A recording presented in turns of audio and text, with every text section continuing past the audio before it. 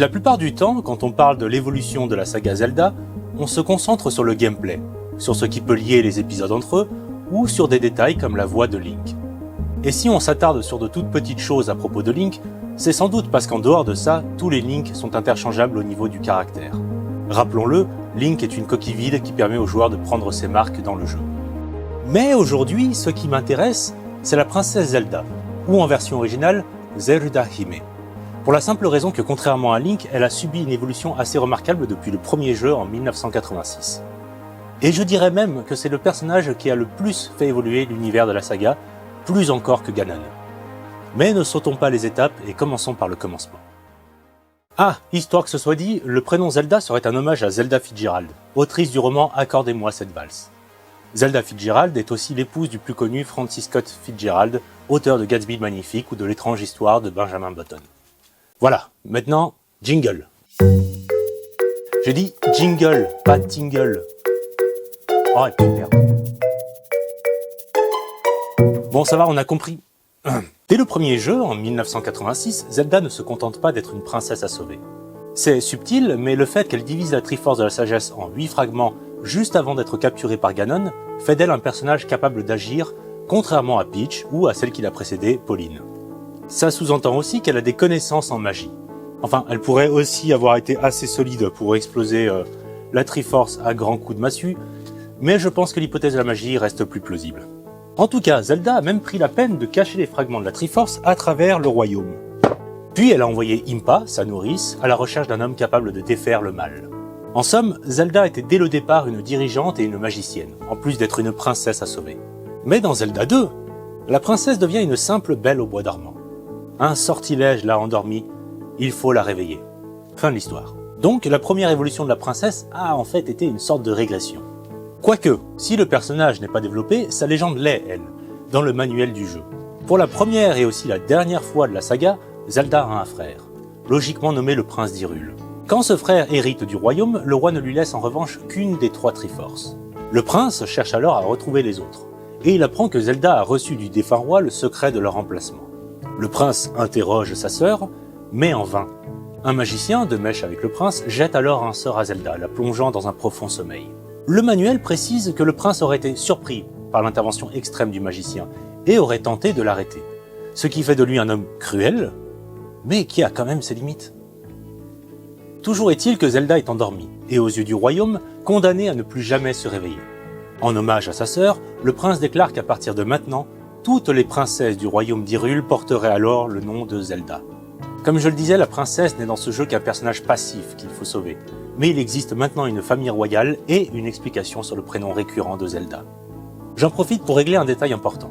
Sauf dans le cas de suite directe, je vais partir du principe que les différentes princesses Zelda sont des variations d'un seul et même personnage. En gros, je vais faire comme si on avait la même histoire qui était réécrite à chaque fois, comme s'il n'y avait pas de chronologie en fait. Plusieurs raisons à ça. Déjà, ça m'évitera de m'attarder sur la chronologie Zelda qui est parfois plus complexe qu'elle en a l'air. Ensuite, ça me permet de traiter de l'évolution de Zelda dans l'ordre de sortie des jeux, et donc selon les créateurs et ce qu'ils ont cherché à faire du personnage. Et enfin, même si j'aime bien le principe de chronologie, personnellement, je préfère voir la légende de Zelda comme un même conte rebooté encore et encore. J'ai parlé du roi et du prince d'Hyrule. Mais si tout est dit sur le prince, ce n'est en revanche pas le cas du roi qui est le personnage le plus récurrent de la famille royale après la princesse. Je ne compte pas Impa qui n'est pas de sang royal. L'évolution de la princesse va en partie être liée à celle du roi. Il a été appelé Darthas, ou Daphnes Nohansen Hyrule, ou Roham Bosphoramus Hyrule, quand il n'était pas tout simplement nommé le roi d'Hyrule. Dans les premiers jeux, le roi n'est ni plus ni moins que le reflet de l'état du royaume. Dans A Link to the Past, il sera même tué au début du jeu, symbolisant la chute du royaume, avant d'être ressuscité à la fin, symbolisant une happy end. En gros, mieux se porte le roi, mieux se porte le pays. Quand le roi s'enrhume, le pouvoir d'achat diminue. Quand il a une migraine, les impôts augmentent. Il faudra attendre Ocarina of Time pour avoir les prémices d'une relation travaillée entre Zelda et le roi. Certes, on ne voit jamais le roi, mais on comprend en tout cas qu'il est en désaccord avec sa fille à propos de Ganondorf. Le roi lui fait confiance, mais pas Zelda. Et au passage, Zelda peut voir l'avenir dans Ocarina of Time, ce qui lui permet justement de craindre Ganondorf. Ensuite, il y a The Wind Waker et Skyward Sword. Ensuite, il y a The Wind Waker et Skyward Sword, dans lesquels le père de Zelda est assez présent. Mais leur relation reste somme toute basique. Cette fois, ils se soutiennent comme un père et une fille, Et globalement, c'est tout. Enfin, dans The Wind Waker, le roi est aussi la personne qui fait découvrir à Zelda son identité de princesse. Zelda qui était jusque-là une pirate du nom de Tetra, mais j'y reviendrai. Finalement, c'est dans Breath of the Wild que le roi, Bosphoramus, aura vraiment un impact sur le parcours de Zelda.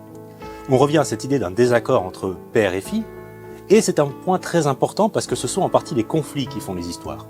Comme la relation est conflictuelle, elle pousse le personnage de Zelda dans ses retranchements. D'ailleurs, dans la vraie vie, on dit bien d'une personne qui cherche les problèmes qu'elle fait des histoires. Concrètement, le roi oblige Zelda à prier, à porter une robe et à se comporter comme une princesse. Ou encore faut-il qu'elle tisse l'habit des prodiges, et tout ça doit lui permettre d'être digne d'éveiller son pouvoir de lumière. Et comme Zelda ne parvient pas à éveiller son pouvoir, elle a tendance à se tourner vers d'autres stratégies pour se préparer à affronter le fléau à venir. D'une certaine façon, le roi représente une autorité intransigeante qui veut obliger Zelda à n'être qu'une princesse dans le sens le plus classique du terme. Et Zelda doit lutter contre cette autorité pour être une personne à part entière. Mais là, je vais encore un peu trop vite en besogne. Il va falloir revenir en 1989. Juste après Zelda 2, il y a eu la série animée Zelda. Alors oui, je vais en parler, mais pour éviter de refaire ce que plein de youtubeurs ont déjà fait, je vais rester concentré sur le personnage de Zelda. Et résister le plus possible à la tentation de faire des montages à partir de passages bien stupides de la série. Parce que oui, pour ceux qui ne le savent pas, la série est horrible. Tenez, regardez. Et maintenant, nous allons savoir à qui on a affaire. Qu'est-ce qui se passe? Qui est-ce? Un rêve qui se réalise. Oh! Attendez, on ne vous veut pas de mal, on va vous aider. J'ai rien compris. Non, ou alors c'est moi Non, moi non plus, j'ai rien compris. Voilà, ça se voit que c'est mauvais, mais le personnage de Zelda n'y est pas si horrible, contrairement aux autres personnages. Pour la première fois, on la voit en action et on l'entend parler. Elle a à la fois quelques manières de princesse précieuse et un côté guerrière aventureuse. Elle semble s'impliquer dans la politique du royaume, même si une grande partie de son travail consiste à réprimander son plus mauvais employé, Link. Donc, même si la série est mauvaise, il est quand même bon de reconnaître que Zelda y est traitée pour la première fois comme un vrai personnage, avec ses qualités et ses défauts. A noter qu'en 1995, Zelda a droit à 2 jeux dans lesquels Link a été capturé par Ganon, et où c'est Zelda qui prend les armes pour le sauver. Une parodie? Ah, si seulement. Non, ces jeux sont tout à fait sérieux. Et ce sont 2 des 3 fragments de la fameuse Triforce de la honte. Contrairement à la série animée, je n'ai rien de plus à déclarer à leur sujet. Si ce n'est que ça me dégoûte. J'ai heureusement apporté ma bonne épée. Elle ne fera aucun mal aux gens aimables. Elle les fera simplement parler. Et vous, qu'est-ce que vous filmez là-haut, hein? Qu'est-ce qu'il y a, vous? Barrez-vous! Barrez-vous! Barrez-vous!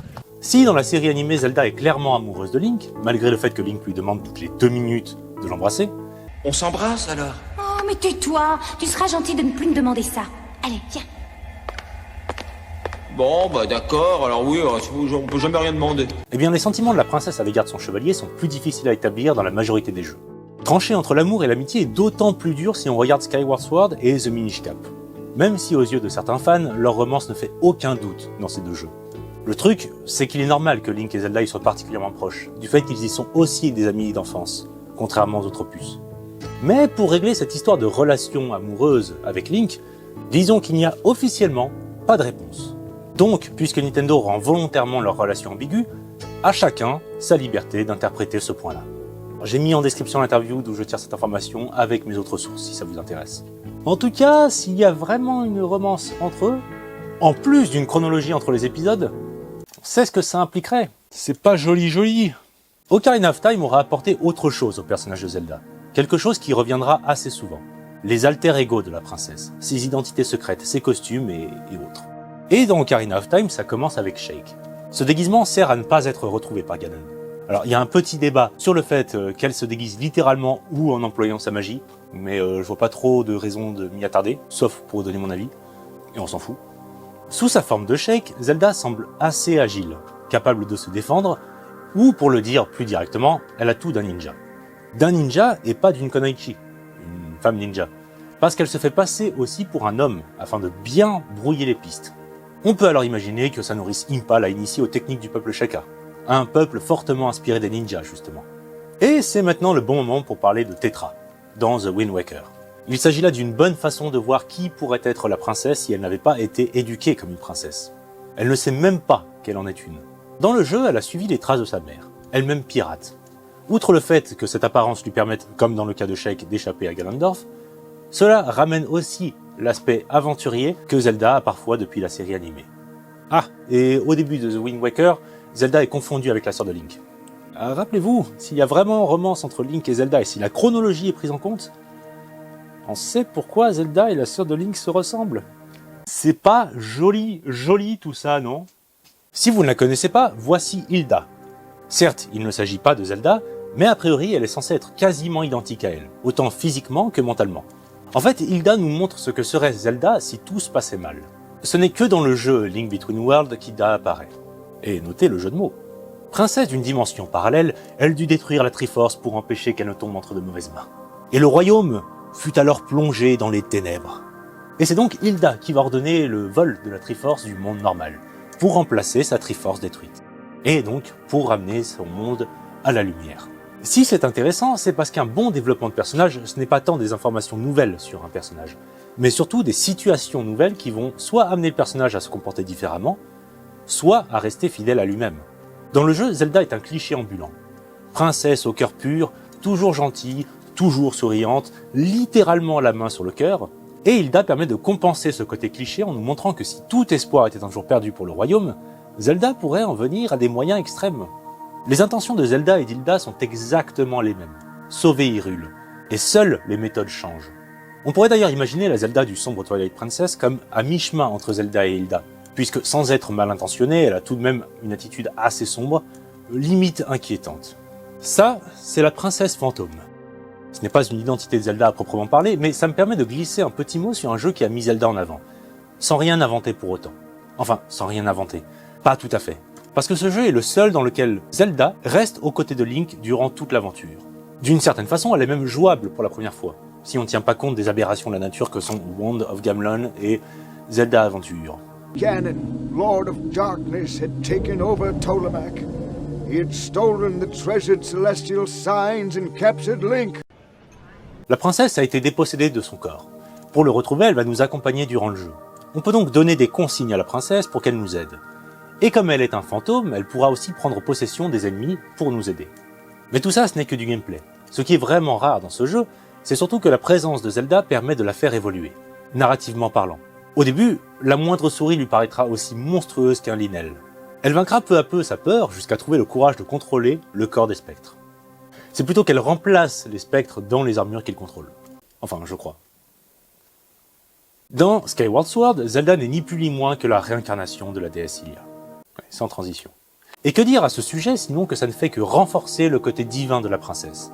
Ce qui ne veut pas dire que l'idée est facile, mais qu'elle est si logique qu'elle me paraît presque pas nouvelle. Zelda a de grands pouvoirs et elle doit protéger la Triforce.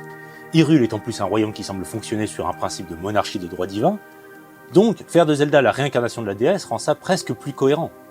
En tout cas dans l'idée d'une légende. Tout comme le roi Arthur avait été choisi par les dieux. Mais il n'est pas la réincarnation des dieux. Vous voyez ce que je veux dire. Et il reste une dernière variation de la princesse Zelda que je garde pour plus tard. Nous voilà arrivés en 2017, 31 ans après le premier jeu Zelda. Et la princesse de Breath of the Wild est plus complexe que jamais. Eiji Aonuma, un créateur très important de la saga depuis Ocarina of Time, a parlé de Zelda dans une interview qui a fait suite au trailer de Breath of the Wild. Et voilà ce qu'il a dit. En voyant comment la princesse Zelda apparaît dans le trailer, tout le monde a évidemment sa propre idée de ce qu'on devrait attendre d'un personnage féminin, de sa façon d'agir ou d'être. Ce que je voudrais dire en particulier, c'est que la scène du trailer où on la voit pleurer n'est qu'une des scènes du jeu. Dans le trailer, ça crée un pic dramatique fort, mais ça ne doit pas être trop sorti de son contexte. La princesse Zelda telle qu'elle apparaît dans la globalité du jeu est très complexe et possède plusieurs facettes. Et ce n'est pas comme si elle pleurait tout le temps dans le jeu, lol. Alors j'aimerais que les fans ne s'attardent pas sur cette seule scène du trailer et qu'ils jouent au jeu en appréciant Zelda comme elle apparaît sous ses différents aspects. Comme dans la série animée, Zelda se comporte ici comme une princesse un peu vaniteuse, précieuse, maniérée, sans pour autant aller jusqu'à la caricature. Je me moque que tu sois là sur ordre du roi. Je suis la première concernée et je ne veux pas de ta protection. Retourne au château et rapporte mes paroles à mon père.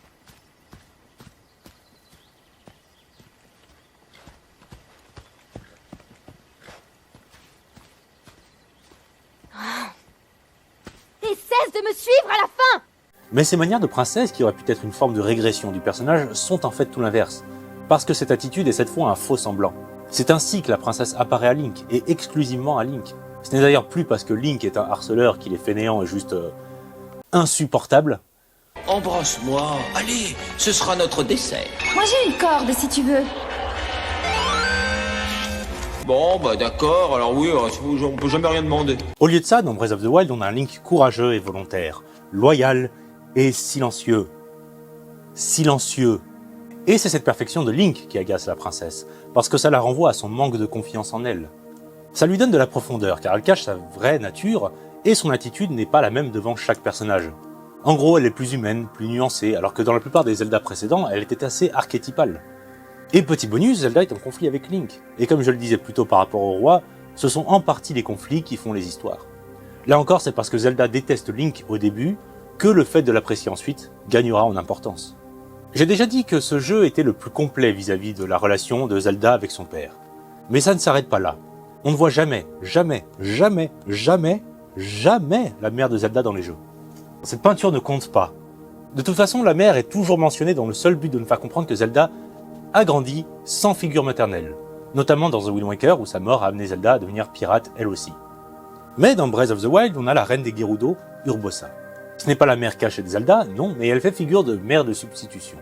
Contrairement à Impa, une garde du corps ou une nourrice ou une des 7 sages dans certains jeux, Urbosa et Zelda nous sont vraiment montrés avec une relation mère-fille. Urbosa la protège, la rassure. Et surtout, du côté de Zelda, c'est en présence d'Urbosa qu'elle ressemble plus à la fragile princesse au cœur pur des premiers Zelda. C'est dur pour elle. Chaque fois que ses yeux se posent sur ton épée, elle a le cœur qui se serre. Elle ne cesse de se répéter qu'elle est la honte de la famille royale. Et c'est peut-être un des aspects que je trouve le plus malin dans le scénario des derniers Zelda. Au lieu de faire table rase du passé en se disant qu'une belle princesse de lumière à sauver, ce n'est plus d'actualité, on rajoute des éléments par-dessus ça. Déjà, comme je le disais, la femme gentille et sensible, c'est maintenant ce que Zelda se cache d'être. Et d'un autre côté, l'aspect princesse responsable du royaume et au grand pouvoir, c'est ce que le roi et la cour exigent d'elle. La véritable Zelda se trouve entre ces deux aspects. Et pour ce qui est du côté princesse à sauver, un point sur lequel je ne me suis pas encore attardé, eh bien on ajoute quelque chose d'essentiel à ça. Quel est le problème avec ce cliché ? Eh bien qu'une femme en détresse est à la fois un personnage passif et une sorte de récompense pour un chevalier beau et fort. On n'est pas si éloigné de la femme objet. L'ajout important de Breath of the Wild, c'est donc de remplacer le Zelda était victime d'un sort qui va la faire pioncer jusqu'à la fin du jeu, ou Ganon l'a capturée et il faut la décapturer, par un depuis 100 ans, la princesse maintient son pouvoir actif pour retenir le fléau Ganon en attendant que Link se pointe quand il aura fini de cueillir des champignons. Sauver la princesse devient en quelque sorte secondaire, puisque le plus important est de battre le fléau Ganon. Mais on a toujours envie de la sauver parce que tout le monde peut comprendre qu'après avoir passé 100 ans à contenir la rage légendaire d'un démon sanglier géant, on a bien le droit d'aller faire une sieste. Chacun son tour. On ne sauve plus vraiment Zelda, on l'aide dans sa mission, on allège son fardeau, comme elle le fait pour nous. Et attention, dans cet épisode, Zelda a droit à 4 tenues différentes. Dit comme ça a l'air stupide. Mais ces 4 tenues représentent la complexité de Zelda, les différents aspects dont avait parlé Eiji Aonuma. Zelda a déjà sa robe de cérémonie qui la renvoie à ses devoirs de princesse, puis elle a une tenue du quotidien, disons, c'est ainsi que Zelda s'habillera la plupart du temps, et en général, elle se balade alors avec la tablette Sheikah pour faire des recherches. Ensuite, un manteau blanc pour résister au froid des montagnes, parce que oui, pour une fois Zelda s'aventure loin du château, et notamment pour aller recruter l'un des 4 prodiges du jeu, Revali. Enfin, une robe blanche qui est sa tenue rituelle et qui la renvoie d'abord aux prières qu'elle doit adresser à la déesse, puis à son pouvoir divin quand il se manifestera. Avant de passer au dernier jeu, il reste un point très important à aborder au sujet de Breath of the Wild. La princesse qu'on y suit dans les flashbacks est probablement la Zelda la plus faible et imparfaite de toutes. Faible parce qu'elle ne parvient pas à utiliser son pouvoir durant un long moment. Tous sont péris à cause de moi. Je n'ai rien fait.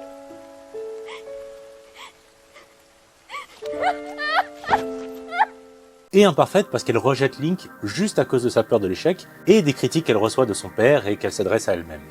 Il suffit de regarder la princesse pour constater qu'elle n'apprécie pas ce garçon beaucoup plus que moi. Pourtant, c'est en partie ce qui en fait un personnage féminin fort. Elle a quelque chose contre quoi lutter, elle a une marge d'évolution, elle peut se surpasser et devenir meilleure.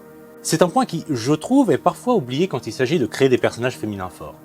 L'idée d'une princesse pure, parfaite et toute puissante est paradoxalement vieillot. Aujourd'hui, Zelda n'est plus un fantasme de princesse parfaite, mais une personne complète avec ses forces et ses faiblesses. En tout cas, j'ai longtemps cherché avant de trouver d'autres personnages féminins qui auraient évolué avec le temps. C'est d'ailleurs en cherchant ça que ça m'est venu l'idée de faire une vidéo sur Zelda. Alors c'est le moment de faire un petit aparté sur l'évolution des personnages féminins de façon plus globale. Et le but ne sera pas de faire le rageux à ce propos, comme je trouve que c'est trop souvent le cas. C'était pas très constructif. Après tout, est-ce qu'on peut se moderniser sans faire des erreurs et sans que certains scénaristes abordent les choses avec la subtilité d'un coup de pied dans la gueule? Parfois oui. En général, les personnages féminins datés, mais encore existants, sont déjà relativement modernes. C'est le cas de Samus Aran ou de Lara Croft par exemple. Même Wonder Woman, qui a beaucoup hérité des fantasmes de son créateur, était dès le départ une femme forte et capable de se débrouiller d'elle-même. C'est dû au fait que William Moulton Marston, le créateur de Wonder Woman, était un homme qui en avait marre de ne voir que des super-héros au masculin. Tout comme sa femme en avait marre. Il déclare d'ailleurs ceci en 1943. Attention, vous allez avoir droit à une déclaration féministe d'un homme des années 40. Alors il risque d'y avoir quelques mots qui vont vous choquer, vu le temps qui a passé depuis. Même les filles ne voudront pas être des filles tant que nos archétypes féminins manqueront de force, de vigueur et de puissance. Comme elles ne veulent pas être des filles, elles ne veulent pas être tendres, soumises, pacifiques comme le sont les femmes bonnes. Les grandes qualités des femmes ont été méprisées à cause de leur faiblesse. Le remède logique est de créer un personnage féminin avec toute la force de Superman, plus l'allure d'une femme bonne et belle.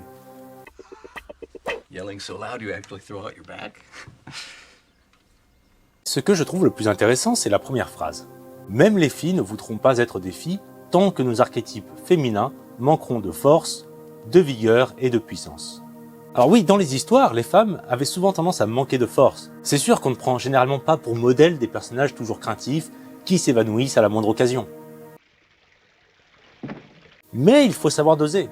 Parce qu'à l'inverse, comment peut-on s'identifier à des personnages absolument parfaits? À moins de se considérer soi-même comme parfait. Si Zelda a besoin de défauts, c'est pour la voir nous donner l'exemple quand elle combat ces mêmes défauts et qu'elle finit par en venir à bout. Après, bien sûr, des personnages féminins peuvent parfois être parfaits, si c'est pour combattre le défaut des autres, comme c'est des fois le cas pour des hommes comme Superman ou Son Goku. Mais on pourra en parler une autre fois parce que il y aurait beaucoup à dire à ce sujet et déjà la vidéo risque d'être super longue. En tout cas, en dehors des personnages féminins qui avaient déjà une part de modernité, des décennies auparavant, on a des personnages inventés récemment comme Arya Stark, princesse Mononoke ou plus dernièrement l'Imperator Furiosa. Tout ça pour dire que l'évolution de la princesse Zelda est un cas plus rare que ce que j'aurais cru en commençant la rédaction de cette vidéo. Si vous connaissez d'autres cas similaires, je vous invite à m'en faire part dans les commentaires. Parce que je manque d'exemples. On en arrive à Tears of the Kingdom. Et c'est là qu'il y a le plus grand danger de spoil puisque c'est le jeu le plus récent. Oui, ça va spoiler sévère, vous êtes prévenus. Puisque Tears of the Kingdom est la suite de Breath of the Wild, le personnage de Zelda peut poursuivre sa quête personnelle. Certes, pas tant que ça, mais juste assez pour l'amener vers quelque chose d'encore nouveau. Déjà, aux premières secondes du jeu, on a un plan qui semble presque être une référence directe au fait que Zelda a bien changé depuis 1991. Franchement, il y a moyen que ce soit plus qu'une coïncidence. Même s'il y a moyen que ce soit vraiment juste une coïncidence.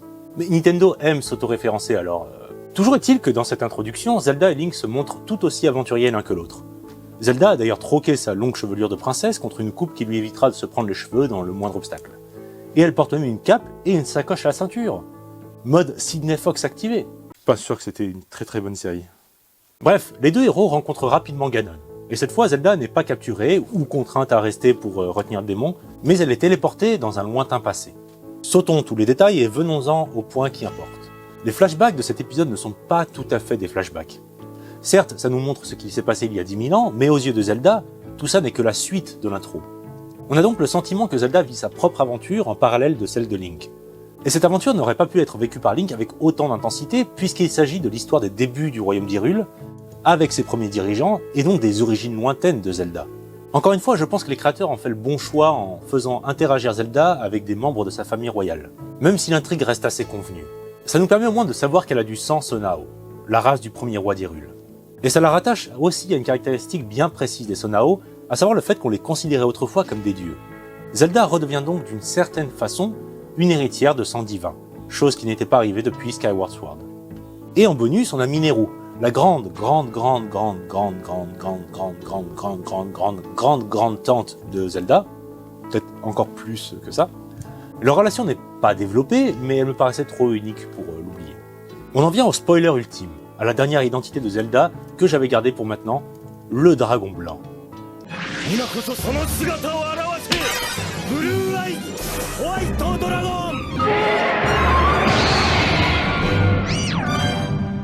D'ailleurs, si la scène de pleurs de Breath of the Wild était censée prendre les joueurs au trip, c'est aussi le cas de cette histoire.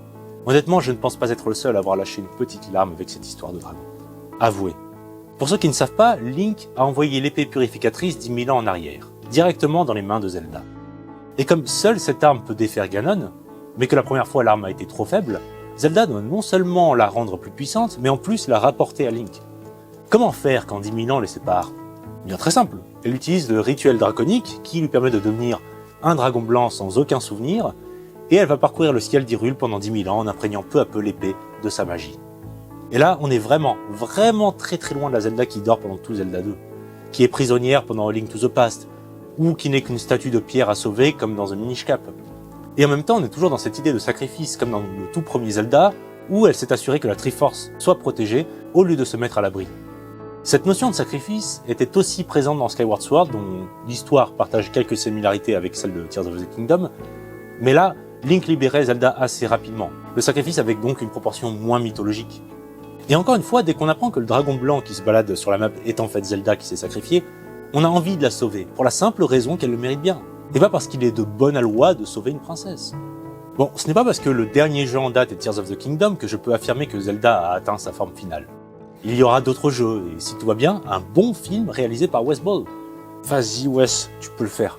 Alors on peut se poser la question suivante, que reste-t-il à faire pour poursuivre l'évolution du personnage de Zelda? Un point qui pourrait fonctionner à fond, ou foirer complètement, c'est de faire une romance assumée entre Zelda et Link. Ça peut apporter encore plus d'émotion dans l'histoire, mais ça peut aussi rendre les choses trop plates ou simplistes. C'est à voir. De toute façon, je précise que je viens d'entrer dans une zone de pure spéculation. Un aspect qui est encore assez timide, c'est celui de la Zelda politicienne. On ne l'a encore jamais vu prendre des décisions fortes à propos du royaume. Bon, alors je n'imagine pas une intrigue à la Game of Thrones, mais peut-être par exemple que dans le film, on pourra la voir débattre avec un ministre, ou arbitrer un débat de la cour d'Hyrule, ou accueillir un chef étranger au château, ou assister son père dans ses tâches de roi. On a un début de ça dans Tears of the Kingdom où on apprend qu'elle a fait fabriquer une école. Et c'est un détail qui lui donne une vraie carrure de princesse. Parce qu'une princesse est par nature une politicienne. Le fait de bien s'habiller et de bien se coiffer, c'est aussi le cas pour un ministre français. Et enfin, j'aimerais qu'on puisse voir une famille royale plus complète un jour. Pas pour l'aspect politique, mais vraiment pour l'aspect familial. Si je devais chipoter, je dirais par exemple que le personnage de Minoru, la tante très éloignée de Zelda, a été un peu sous-exploité. On pourrait aussi avoir le retour d'un prince d'Hyrule, ou la véritable présence d'une reine. Bref, les possibilités sont encore infinies. En tout cas, en 1986, si une femme avait déclaré qu'elle se reconnaissait dans le personnage de Zelda, il y aurait de quoi tiquer.